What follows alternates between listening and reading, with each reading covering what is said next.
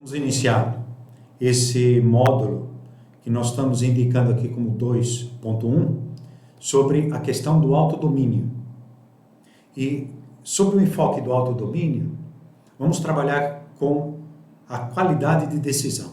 O nosso processo decisório deve melhorar, especialmente nessas épocas ou nesse cenário de dificuldades ou de crise pelo qual nós estamos passando. Nós teremos nessa apresentação, como está mostrando o nosso slide, os indicadores de autodomínio para podermos nos guiar nesses períodos difíceis, como já explicamos.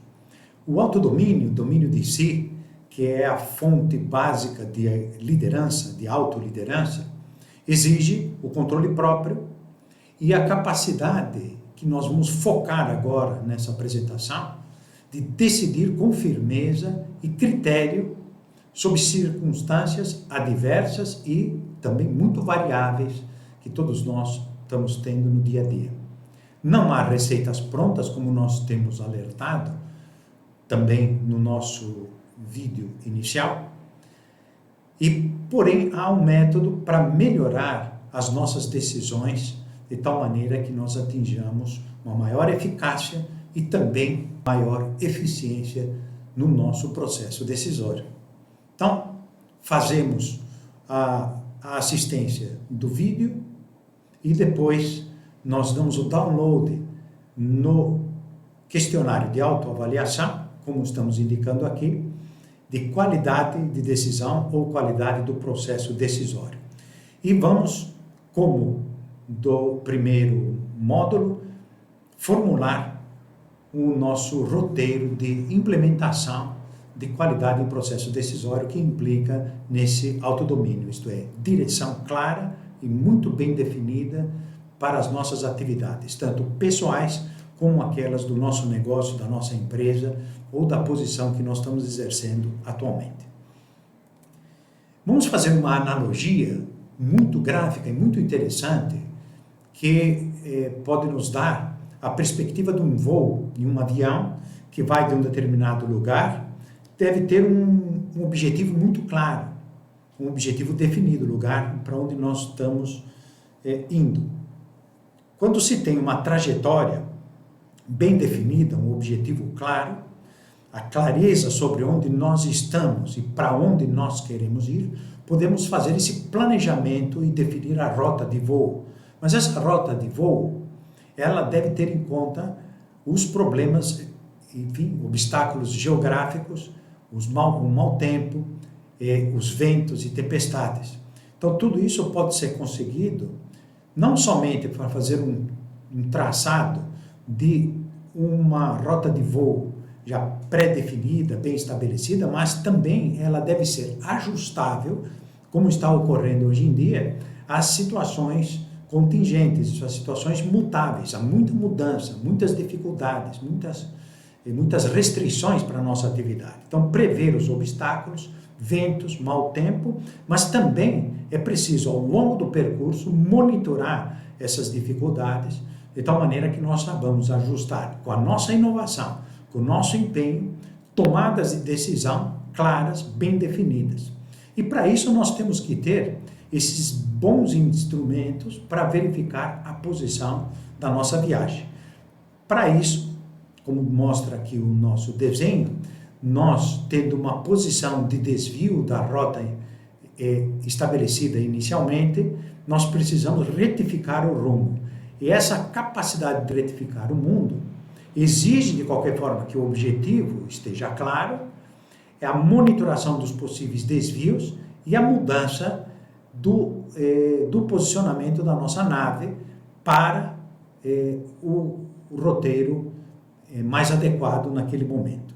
Então, objetivos claros e clareza no nosso traçado e instrumentos para medir possíveis desvios de percurso. Nós já temos aqui, e trago para vocês um pensamento do Peter Drucker, que se aplica perfeitamente à questão da necessidade das inovações nos dias de hoje e tomada de decisão para que nós enfrentemos com essa eficácia as situações de mudança. A pergunta, ou as perguntas que Peter Drucker ajudava a fazer sobre a questão da inovação é: que mudanças básicas são agora apropriadas para esta organização onde nós estamos, ou negócio, para definir agora como é que vai ser o nosso posicionamento. Sua tecnologia, e que mudanças deve haver na sua tecnologia? Os seus mercados, que mudanças? Então, essas crises que surgem, e como estamos passando, podem ser ocasião de oportunidades. Então, temos que saber aproveitar destas crises a geração de novas oportunidades para negócios, atividades e crescimento profissional. Para isso, a qualidade de decisão e autodomínio vai nos dar uma perspectiva melhor de visão de futuro.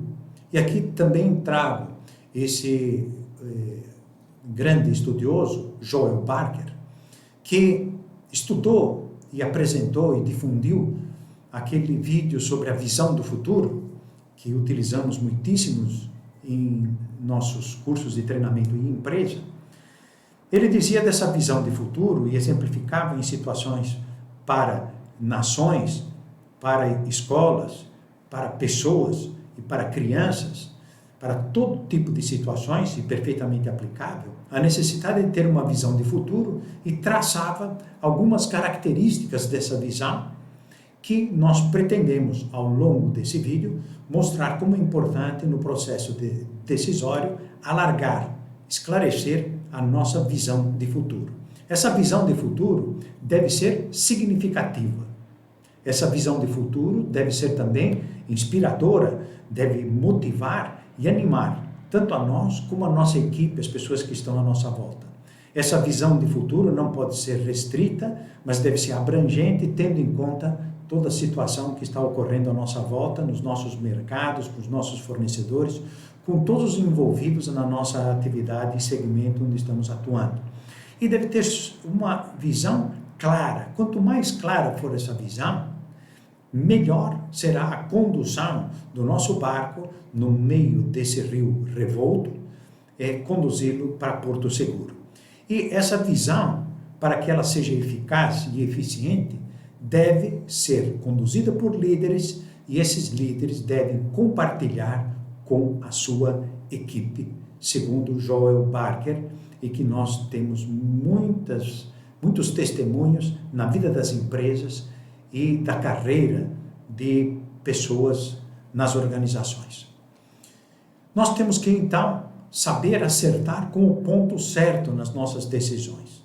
Então, lembrando algo sobre a questão do justo meio ou do ponto certo, que corresponde à ação de qualidade. A boa decisão está num ponto certo. Então, todas as qualidades, elas situam-se entre dois extremos viciosos. Por exemplo, a coragem, que é esse arrojo, é uma grande qualidade que nós temos que utilizá-la para melhorar a nossa capacidade de empreender e enfrentar dificuldades. Então, é necessária a coragem. Porém, a coragem, ela está em dois extremos viciosos. Em dois extremos. Um, que se poderíamos dizer, do excesso de coragem, seria aquela coragem irrefletida. Uma ação que ultrapassa o bom senso e acaba pondo em risco empresa, profissão, negócios e todos aqueles que são os nossos parceiros dentro da atividade. Então, é correr um risco desnecessário. Portanto, a pessoa corajosa mede riscos, assume riscos, mas mede os riscos, os mitiga. E muitas vezes essa ação pode ser relativamente segura, evitando esses riscos que podem pôr tudo a perder. Então, a coragem está nesse justo meio, no ponto certo. E o outro extremo negativo é aquele que é dominado pelo medo. Então, um se chama temeridade, é o excesso de coragem, a falta de bom senso, a falta de ponderação. E está o outro lado, a pessoa que se deixa dominar pelo medo e acaba sendo possuído por esse vício, esse defeito que é da covardia. A pessoa fica imóvel, parada e se abstém da ação, fica na inação. Nem cairmos na inação, nem no outro extremo, uma ação que se perde por falta de ponderação. Vamos ver aqui, por exemplo, numa situação de dificuldade recente, o Magalu, o Magazine Luiza, teve que enfrentar a dificuldade de transformar rapidamente todo o seu modo de fazer entrega dos seus produtos, utilizando os seus estoques, através de parcerias e criando muitos parceiros que pudessem participar do seu próprio sistema de atividade de internet. Então, eu trago para vocês aqui, está no nosso slide, que enquanto muitas empresas e comércios têm passado por dificuldades desde o início da pandemia do coronavírus, que obrigou o fechamento da maioria das lojas físicas de todo o país, aqui nós vemos o exemplo do Magazine Luiza. Tem sido exemplo do quê? De administração, portanto, de grande inovação e rapidez de colocar em prática as suas decisões. Um exemplo de administração nesse período, provando que é possível manter uma receita consistente ao apostar forte no online. Essas parcerias com muitíssimos vendedores ou pequenas lojas que começaram a ser parceiros do Magazine Luiza, que fizeram uma grande diferença. Foi um passo importante, uma decisão importante, como resposta a essa pandemia. Portanto, a qualidade, a boa qualidade da coragem, que é a virtude, está entre um excesso, que seria temeridade. O termo temeridade significa uma coragem excessiva, imponderada, e o outro lado, a covardia. Então, para enfrentar os desafios, é necessária essa virtude da coragem, e a coragem embasada em reflexão, ponderação, crescimento de dados, para nós podermos tomar essas decisões adequadas. Então, há umas etapas que são clássicas, que todos nós podemos desenvolver, e a proposta é o desenvolvimento da nossa qualidade de processo decisório. Quais são as etapas chaves desse processo? São 3 momentos distintos, que nós podemos fazer rapidamente, se há hábitos de decisão de qualidade e já com a virtude, a qualidade arraigada. Então, é o deliberar bem, essa capacidade que temos que ter de analisar todas as circunstâncias e fatos que estão ocorrendo à nossa volta. Deliberar bem, pois está um momento central, que é o julgar bem, e julgar e decidir bem com firmeza, e que vai levar a executar com firmeza essas nossas ações. Mas para poder julgar bem e decidir bem, é preciso ter princípios orientadores, critérios que nos levam a agir bem, portanto, critérios éticos, critérios morais, e também fazer as coisas bem feitas, fazer a obra bem feita, a decisão que acerta no ponto. Ou, se não acerta na primeira vez, vai se ajustando, vamos ajustando para acertar no ponto. Portanto, deliberar bem, julgar bem, decidir bem, executar com firmeza. A aquisição de critérios leva à necessidade de você estar em contato com a realidade permanentemente, a realidade dos mercados, a realidade da situação econômica do teu horizonte de clientes. Onde estão os teus clientes? O que está acontecendo com eles? O que acontece com os seus fornecedores? Adquirir critérios que nós buscamos conversando com especialistas, lendo, estando atualizados e buscando a virtude ou a qualidade prudencial para a tomada de decisão. Aqui eu faço abro 3 chaves em cada uma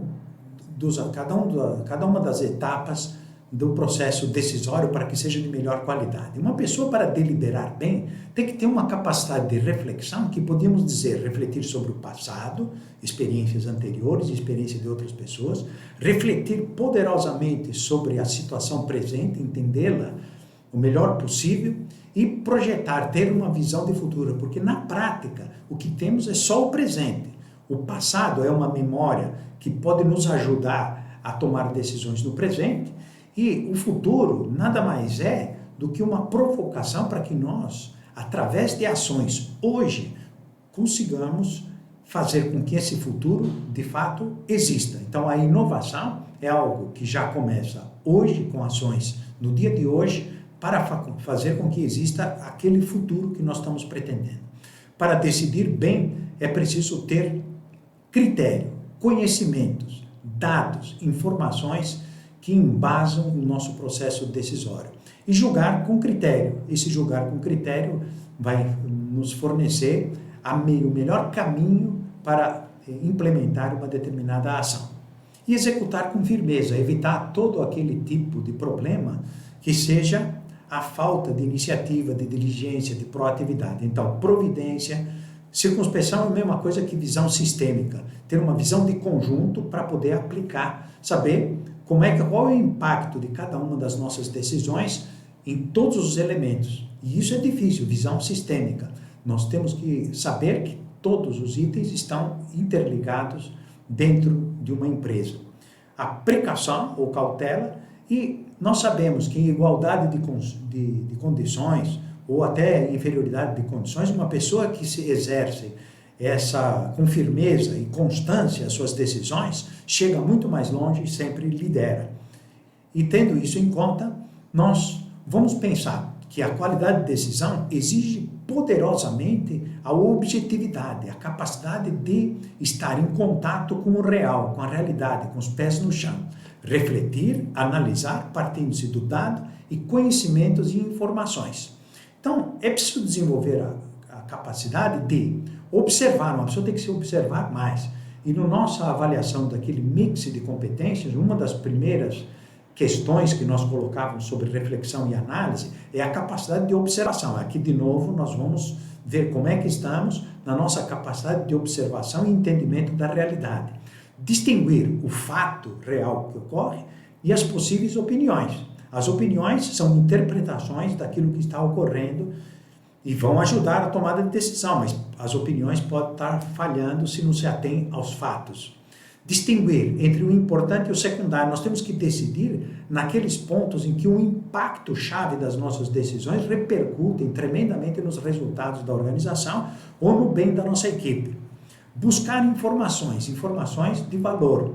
Para isso, preciso ler o que dizem os especialistas, não simplesmente as informações de ocasião, as informações muito rápidas, com tantas notícias falsas que estão aparecendo nas mídias. Nós temos que buscar quais são as fontes certas, as fontes que nos ajudem a tomar decisões. Então, distinguir entre o importante e o secundário e buscar a informação certa.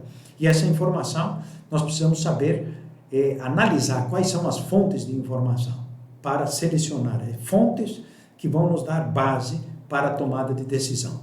Aqui trago para vocês uma coisa que aconteceu com Jeff Bezos.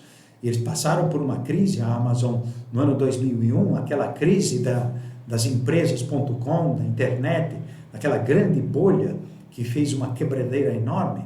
Na época, já no auge da crise, em 2001, quando a empresa estava sendo chacoalhada por tremenda crise, com sérios riscos de desaparecer, com grandes perdas e a queda das suas ações, olha uma expressão que trouxe aqui para vocês, do Jeff Bezos, naquela época, em 2001. Vemos que hoje é uma poderosa empresa que soube navegar por muitas crises. Tirava a seguinte conclusão da crise: isso é saudável. É como se fosse, diz ele, um sistema biológico de seleção natural. Estamos passando por um período de consolidação. Mesmo nós temos que pensar esse período de consolidação com mudanças muitíssimo rápidas. É do período de consolidação que saem os líderes. os mais fortes. E ele, com firmeza no taco, dizia: nós somos os melhores. Não digo que tenhamos que ser soberbos, nem cheios de nós mesmos, com pés no chão, com boa capacidade de decisão, mas sermos corajosos para dar passos enfrentando as dificuldades